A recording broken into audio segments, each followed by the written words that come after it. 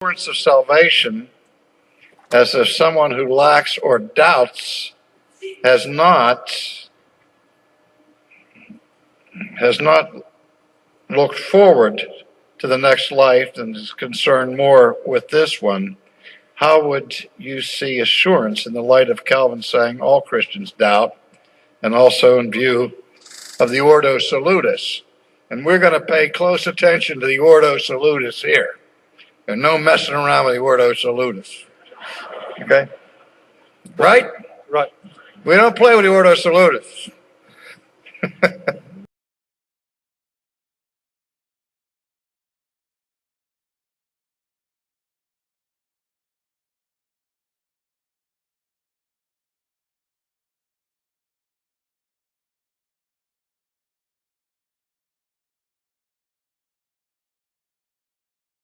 When you're talking about assurance, you're not talking about anything in the Ordo Salutis to start with.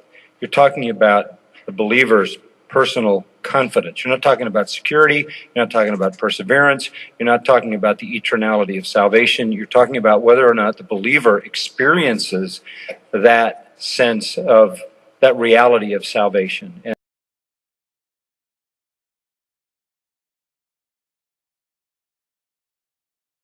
And I agree with what Calvin said. Every believer doubts at points in life, and those doubts may come and go in every believer's life. They may be stronger in one person's life than in another. They may be related to circumstances. They may be related to personality kinds of things. Some people are naturally more doubtful and more melancholy or whatever.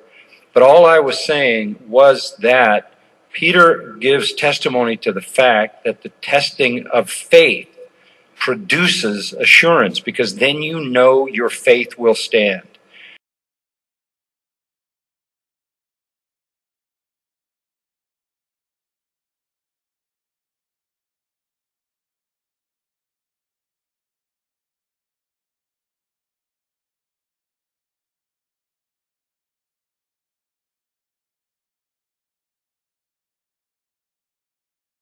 I can only tell you from the standpoint of looking back over my life, my faith is stronger now than it's ever been because it has stood every test.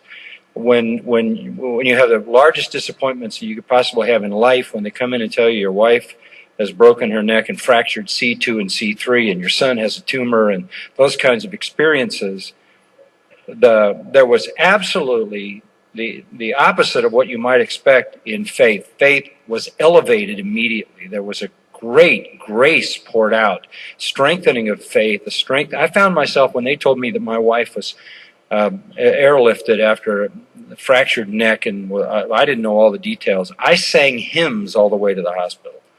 I can't explain that other than to say that I don't have a human faith, the same kind of faith I have when I drink a glass of water out of the tap. This is supernatural kind of thing, and I think that what